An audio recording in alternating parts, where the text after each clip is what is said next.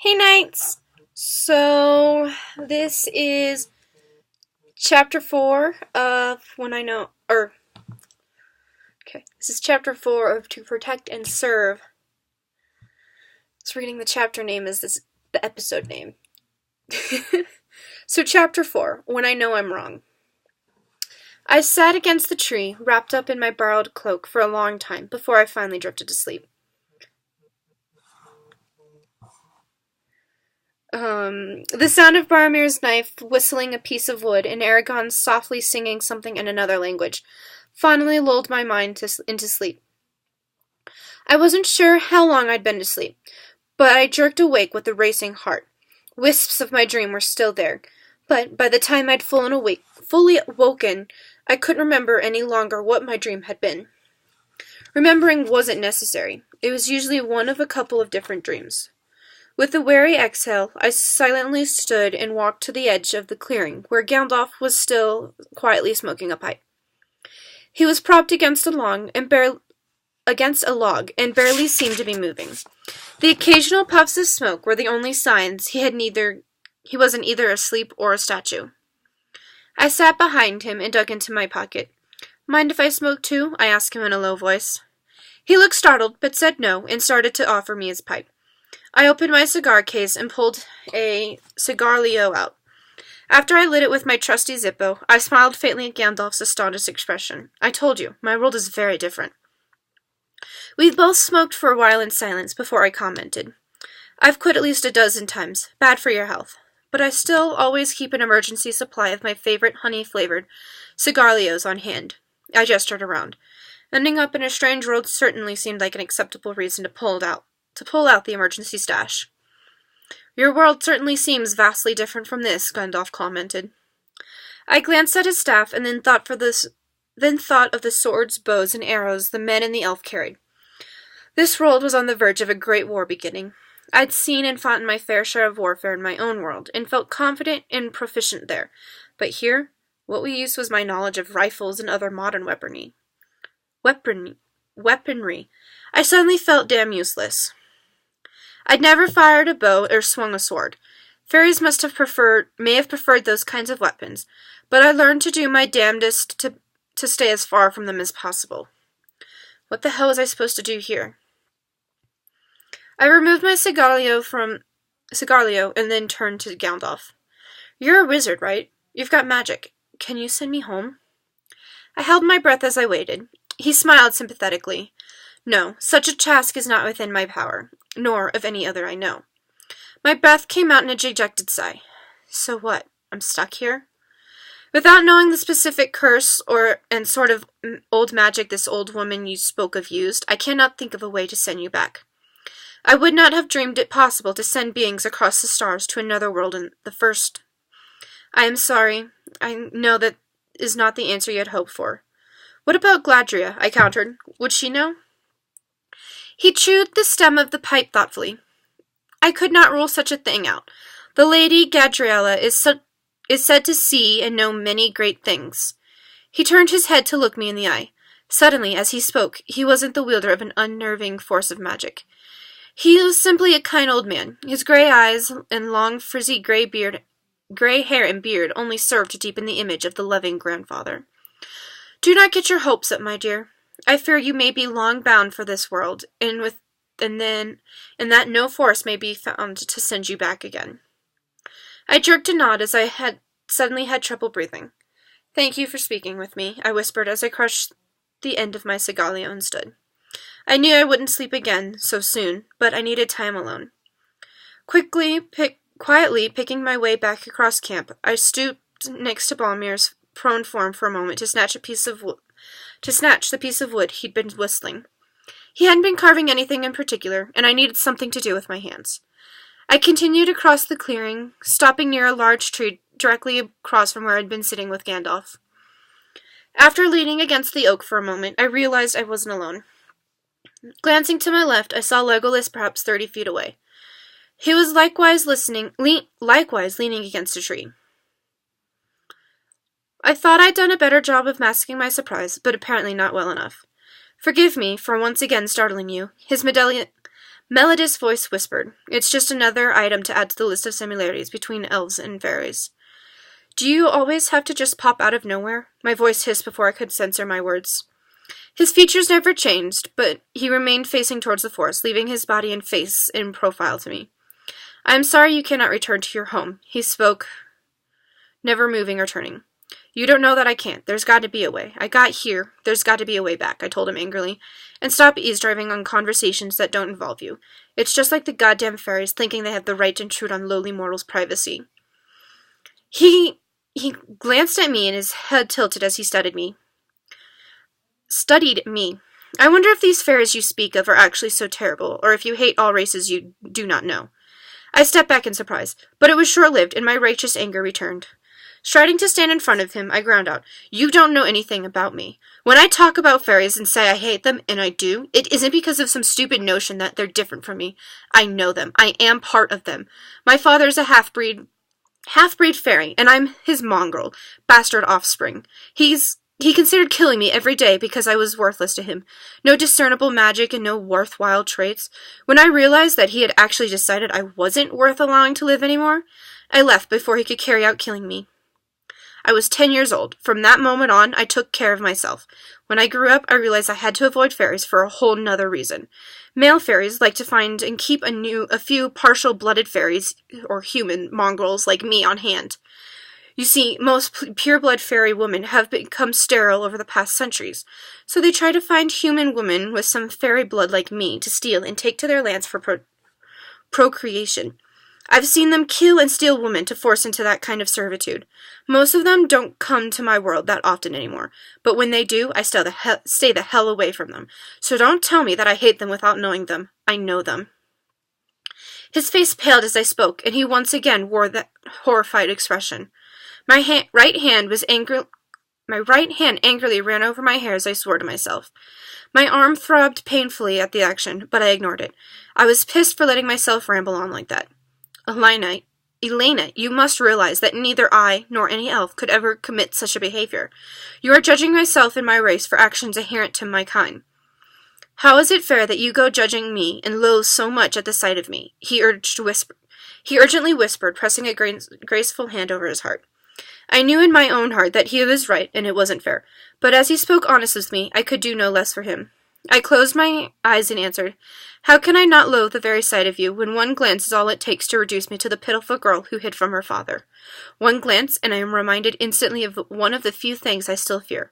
One glance, and I'm left with nothing but that weakness. I've worked too long and too hard to allow myself to be that pathetic little girl again. But one glance, and you remind me that deep down, I still am." I couldn't bear to look up at him again, so I turned away to face my own secluded place to be alone. Years in the Marine had taught me how to shut my mind down and act without thinking. So I sat against a tree and began carving on the piece of wood still clutched in my hand. I forced my mind into silence and watched absently as my hands made the wood take shape. I worked until the sun had been well up, and the increasing sounds nearly told me that the others were stirring. In my hand was now a carved image of a child, happy and smiling, just like how I'd always dreamed of growing up. But I knew better than to wish for a changed past. The impossible was never good to dwell on. So I dropped the figure and made my way back towards camp. Mindless carving may not have produced anything tangible to keep, but it had allowed me to shake off my melancholy. I studiously avoided looking at or going near the elf, and by an unspoken agreement, he seemed to be returning the favor. It was near noon when everyone was awake and a meal was made. Merry and Pippin argued over whether it was breakfast or lunch, and complained at the lack of proper number of meals on their voyage. Gandalf only laughed. "Do not complain so, young Pippin. In place of your extra meals, you receive extra sleep last night." "Yeah, but we're going to make up for it today and tonight," he grumbled quietly. I once again quickly and quietly devoured this meal Sam handed to me and gave my plate back to him. Since I was an unexpected addition on this journey, it was a good thing I ate quickly, since Sam and I were sharing a plate. While the others were finishing their meals, I quietly excused myself to return to the nearby stream for a drink and to splash water on my face. Unlike with the elf, I heard Aragorn quietly approach from behind me. When I glanced over my shoulder, he gestured to me and said, "I would like to examine your wound again before we begin our journey today." I shrugged and carefully repeated yesterday's actions of pulling just one arm out of my shirt while still holding it around my chest. It was much easier since my borrowed shirt was somewhat baggy on me. Aragon carefully removed the bandage and examined the wound. It hadn't continued to bleed around the stitches in the past, and the paste concoction he'd made spread on it was still there. There didn't appear to be any redness or swelling, or perhaps the paste was doing its job to prevent the infections after all, despite my previous doubts. After he had rewrapped my arm, and I'd pulled the shirt back into place, I asked, "You don't happen to have any toothpaste, do you?"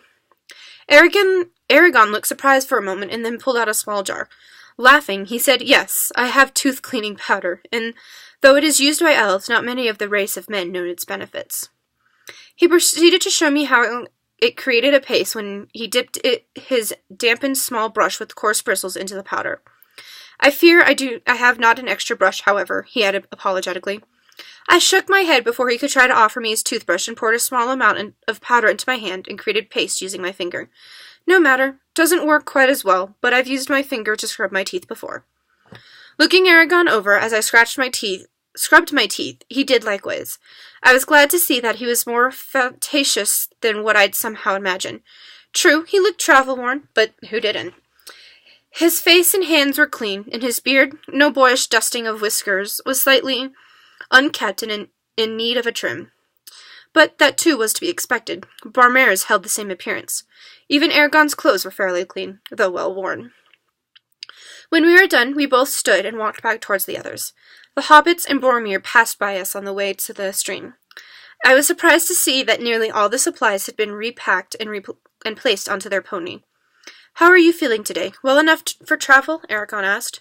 "You assume I'm going with you." He stared at me in shock. "Certainly you shall accompany us. We cannot leave you here, alone and unprotected." I felt myself smile at his words, though there had been the initial question of whether I had been a spy. It had only been considered half-heartedly for the moment.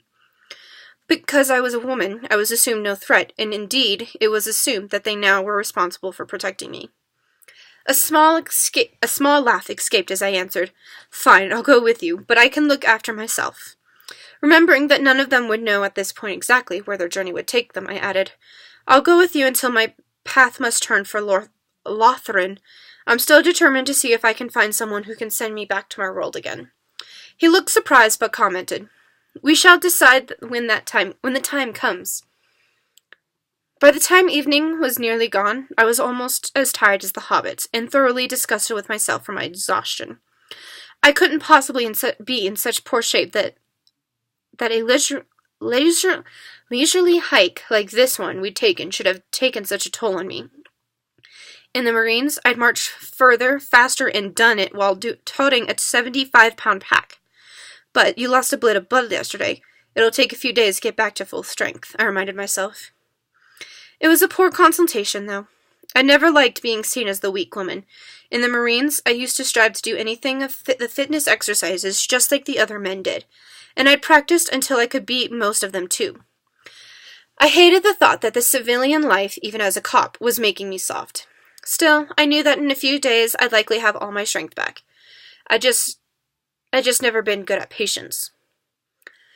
It also annoyed me that the two men in particular seemed to hover ever near me on the march with their periodic questions of whether or not I was all right. It was a constant struggle to remind myself that this was a different world and women were viewed differently here, and that it wasn't their fault. After the quiet meal, the hobbit laid out their beds and quickly fell asleep.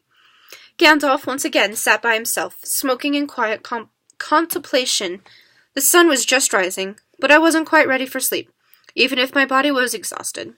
I offered to take the first watch, and when the men started arguing against a woman needing to do such a thing, I simply turned on my heel and walked to the edge of the camp, silently taking on my self-appointed task. Behind me, I heard Aragon assign Legolas to take the watch with me. I didn't hear his response, but this time, when I listened very carefully, I heard the softest rustling of leaves as the elf walked closer to me.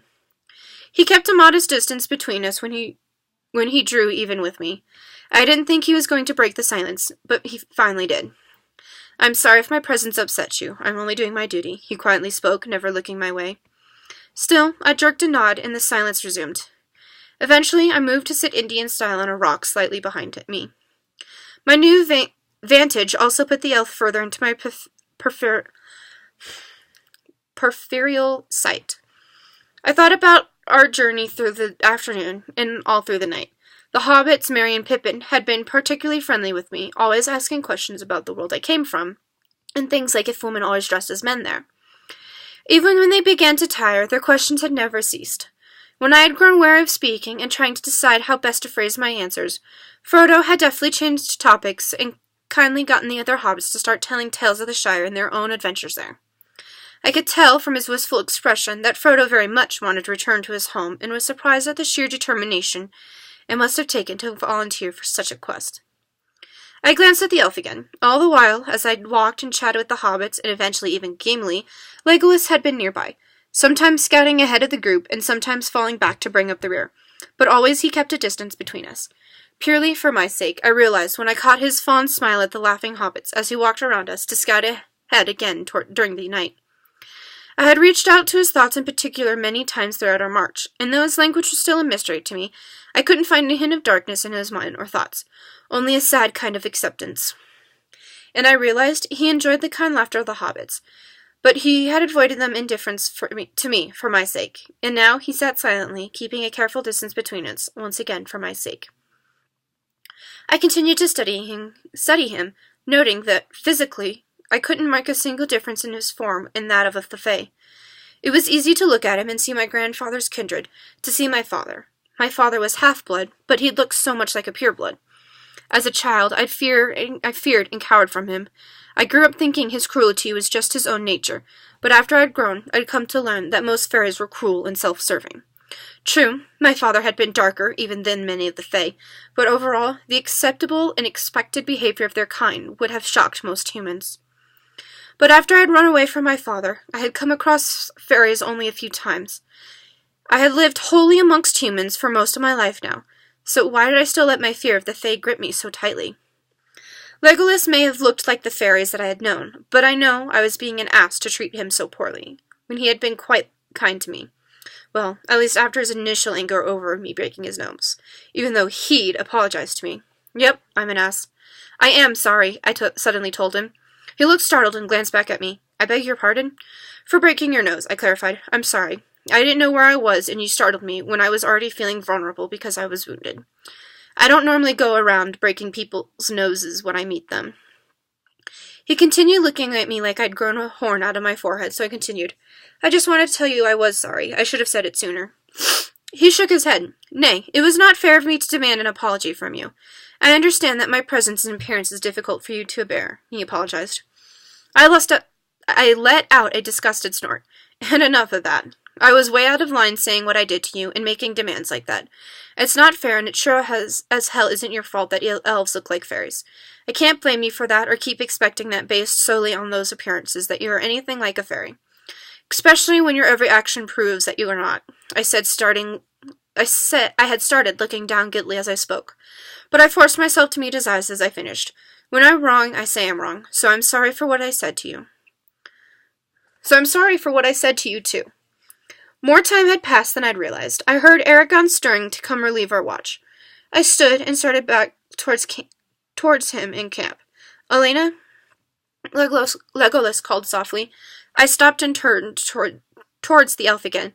I am sorry as well that my presence causes you pain. It grieves me to know this. I shook my head. It's not your fault, and my father's memory only holds power over me if I let it, and I don't want it to. I continued back into camp, silently passing Aragorn. Legolas made no move to follow me. I lay down near the hobbits. Sam had insisted I take his blanket to use as a pallet, saying his cloak was warm enough for him, but I was gladdened to see that Frodo had scooted closer to his dear friend to share his own blanket. My eyes studied the blue sky and the clouds for a time before they finally shut. I, for one, was glad to be marching by night and sleeping by day.